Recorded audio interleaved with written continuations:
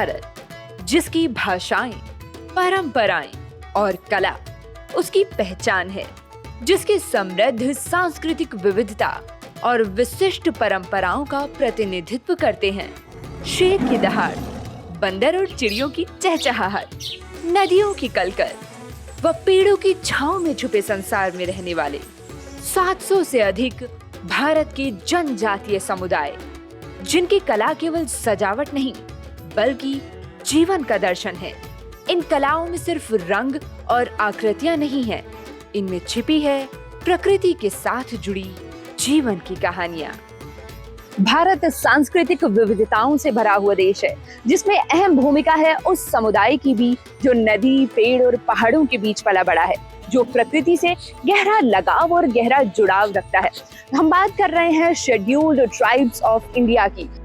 Ministry of tribal affairs के साथ विक्की और national gallery of modern art के सहयोग से आयोजित ट्राइबल आर्ट फेस्ट 2026 देश भर की जनजातीय कला और शिल्प को एक मंच पर लेकर आया है।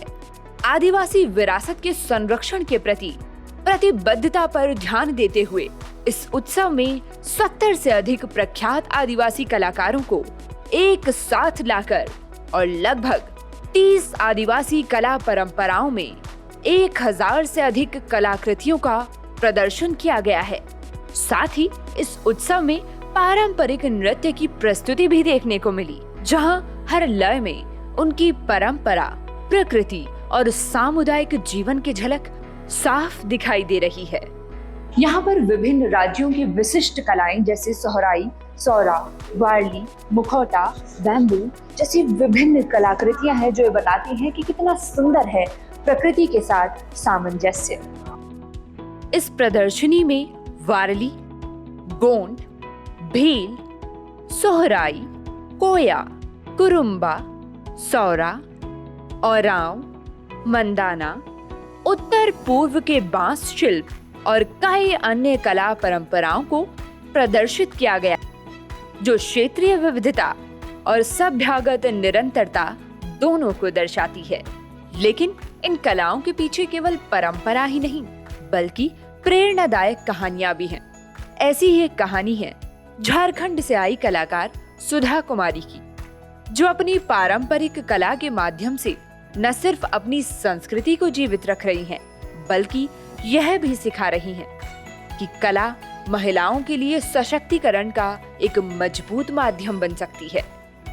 मैं सोची कि मुझे भी दिखाना चाहिए। इतने बड़े फेस्ट हो रहे हैं, ट्राइब आर्ट फेस्ट हो रहे हैं 2026, उसमें पूरे देश भर से 70+ आर्टिस्ट आए हुए हैं और 1000 आर्ट वर्क में उसमें मेरी भी पेंटिंग लगी है, जो कि जादू पटुआ पेंटिंग है। यही एक मौका होता है कि एग्जीबिशन में हम अपने थॉट्स को कैसे एक्सप्रेस कर रहे हैं।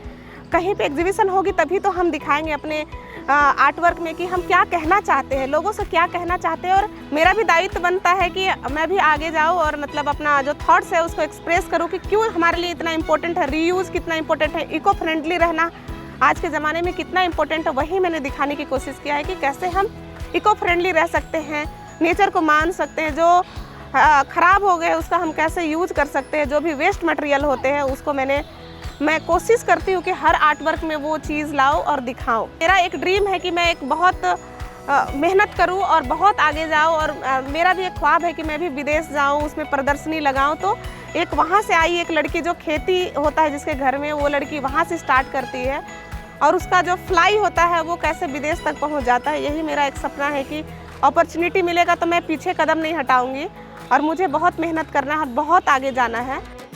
सुधा जी जब अपनी कलाकृतियों के माध्यम से समाज में महिलाओं के शोषण को अभिव्यक्त करती हैं, तो ये बताती हैं कि जब परंपरा और हुनर एक साथ आगे बढ़ते हैं तो समाज में बदलाव की एक नई दिशा तय करते हैं। और ये आर्टवर्क में डोकरा कास्टिंग किया है मैंने, और ये जो बैकग्राउंड है ये मैट है और ये मैंने खुद से बुनाई किया है। और ये जो आर्टवर्क है इसका टॉपिक लिया है मैंने वीमेन एम्पावरमेंट, और यहाँ पे मैंने स्त्री का अवतार दिखाया है। आप देख सकते हैं कि यहाँ पे चकला बेलन और यहाँ पे डिग्री भी है और यहाँ डिग्री का कैप भी लगा हुआ है। स्त्री घर का काम करने के साथ साथ ऑफिस संभाल रही हैं। आज पायलट है और कई जगह पे आईएएस ऑफिसर है, आईपीएस है। मतलब ये एजुकेशन लेने से ही उनको प्राप्त हुआ है, वो दर्जा मिला है और समाज में, सोसाइटी में इज्जत भी है। मेरा यही है कि बेटी को पढ़ाओ, हर सोसाइटी में जगह मिलना चाहिए उसको।